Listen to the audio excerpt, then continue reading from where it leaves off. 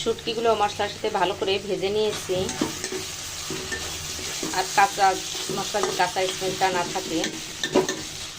এখন কষানোর জন্য দিয়ে দিব পানি। আর যত ভালো ভাজা হবে আর কষানো হবে শুটকিগুলো খেতে যতটা স্বাদ লাগবে। কষানোর জন্য দিয়ে দিলাম পানি, ভালো করে কষিয়ে নিব মশলার সাথে শুটকিগুলো। ঢাকনাটা তুলে দেখাবো শুটকি ভুনাটা কেমন হয়েছে। তো আমি যে পানি দিয়েছিলাম পানিটাও টেনে গেছে আর উপর দিয়ে তেল ভেসে উঠছে আর শুটকিটাও রান্না হয়ে গেছে। তো হয়ে গেল আমার শুটকি ভুনা, লোট্টে শুটকি ভুনা।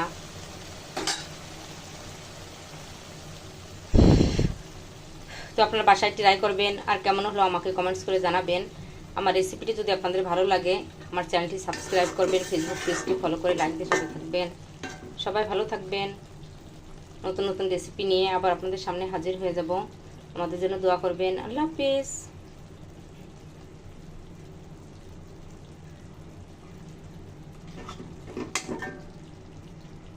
আসসালামু আলাইকুম। আমি তৈরি করে দেখাবো লোট্টে শুটকি ভুনা। এই রেসিপিটি তৈরি করা খুবই সহজ, খেতে ভীষণ মজার, অল্প সময়ের মধ্যে তৈরি করে নেওয়া যায়। তো চলুন দেখে নেই পুরো রেসিপিটি।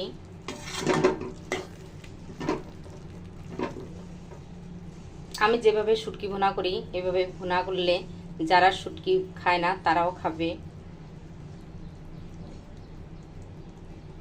তো চলুন দেখে নেই পুরো রেসিপিটি।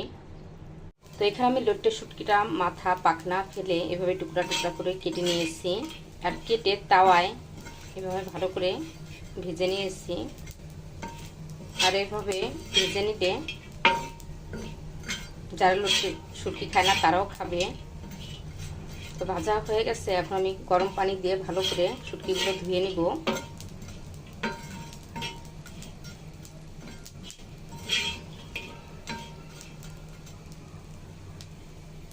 একটু পোড়া পোড়া করে ভেজে নিতে হবে। তারপরে ভালো করে গরম পানি দিয়ে ধুয়ে রান্না করা দেখাবো। শুটকিগুলো গরম পানি দিয়ে ভালো করে ধুয়ে নিয়েছি। এখন রান্না করে নিব। শুটকি রান্না করার জন্য কড়াইয়ে তেল দিয়ে দিয়েছি। এখন দিয়ে দিব পেঁয়াজ কুচি, রসুন কুচি।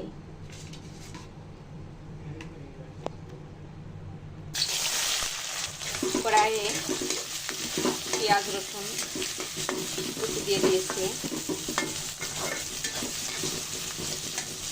পেঁয়াজ রসুনটা শুটকিগুলো একসাথে ভেজে নিব।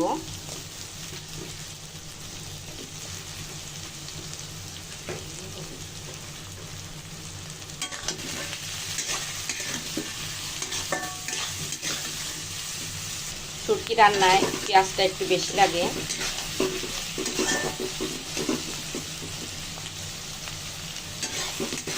শুটকির সাথে পেঁয়াজ ভেজে নিব।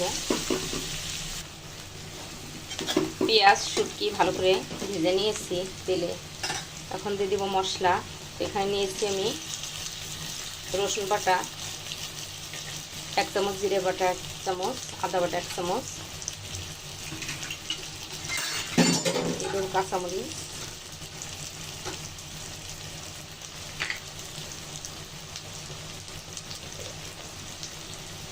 এবং হলুদের গুঁড়া 1/2 চামচ, শুকনো মরিচের গুঁড়া দেবো 1 চামচ, আপনাদের স্বাদ মতো ঝাল দেবেন। লবণ দেব 1 চামচ।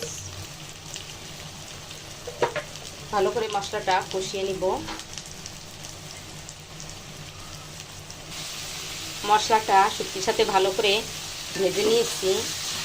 আর যত মশলাটা ভাজা হবে কষানো হবে খেতেও ততটা স্বাদ লাগবে।